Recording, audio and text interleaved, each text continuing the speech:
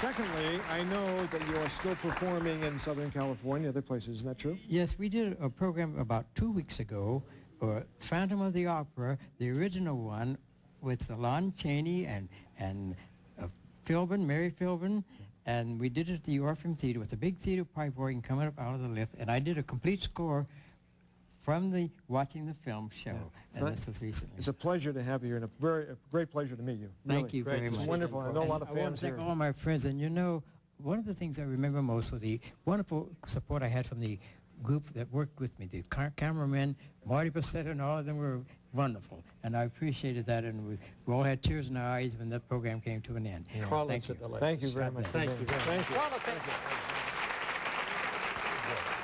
Great.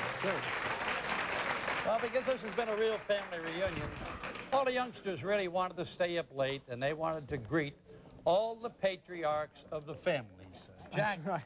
Well, so let's get all these other folks up here now. First, here we go. Come on up. They're here. coming up. They're all coming up. Let's get these folks up. Hobble up here. You can certainly do that. You can certainly do that. All right, here they come. They're coming up. All right. All right, now we'd like to introduce I like that. Ana Chavez, Keith Giddings, Steve Davis, Mike Berry, Willie Monroe, Keith Giddings, Frank Rocker. We're all here. Thank you for inviting us in your home to our 40th birthday party. There you go. Thank you. Wonderful.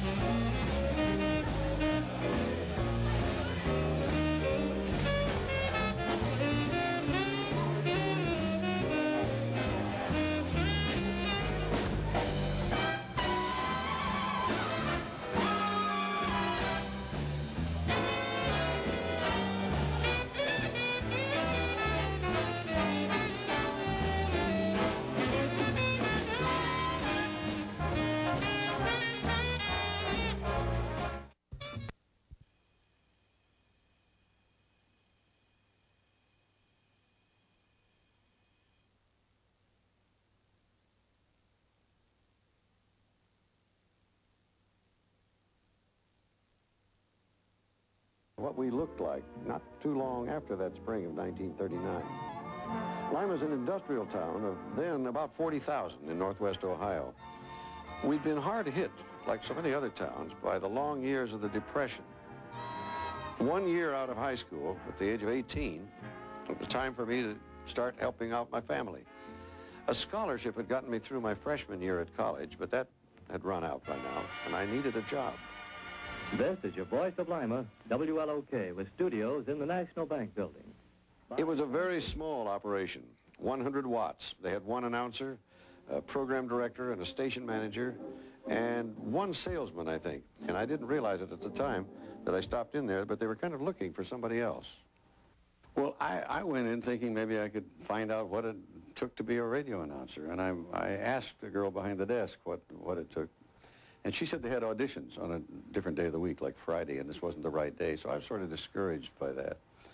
But the program director appeared in the door and had heard what I said and said he would listen to me now, you know. So he got me a piece of copy, put me in a little studio, and this was a commercial for a paint store.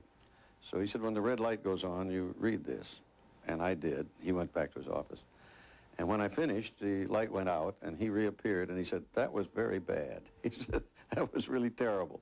But he actually said, great oaks from little acorns grow, and offered me a position at the station for $12.50 a week.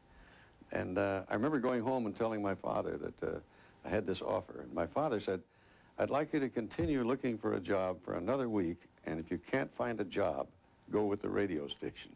So as far as my father was concerned, I never found a job. I just stayed with broadcasting.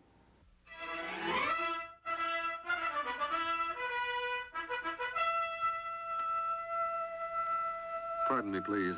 I should say who I am, shouldn't I?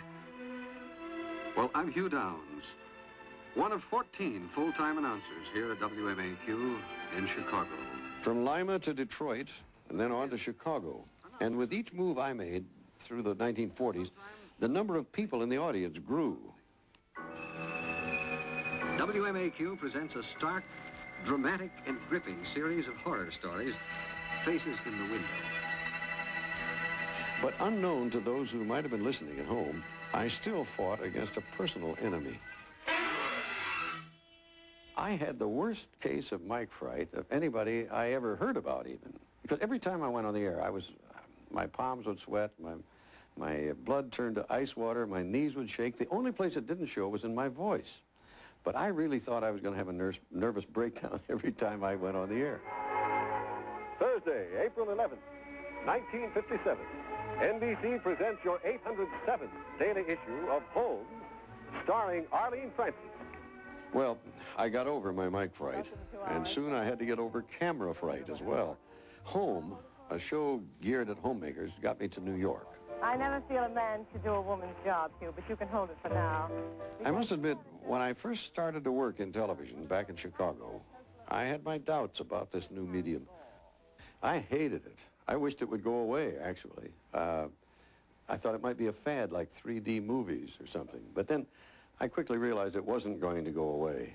And so I decided to concentrate on it. What is our puzzle? The Battle of Lexington. Is So I did concentrate on television. And as in radio, it was to be a fruitful collaboration. But the Battle of Lexington is right?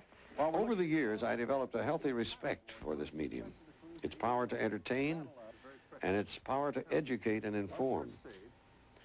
In 1955, this was the first network television special to talk about our earliest experiments in space exploration.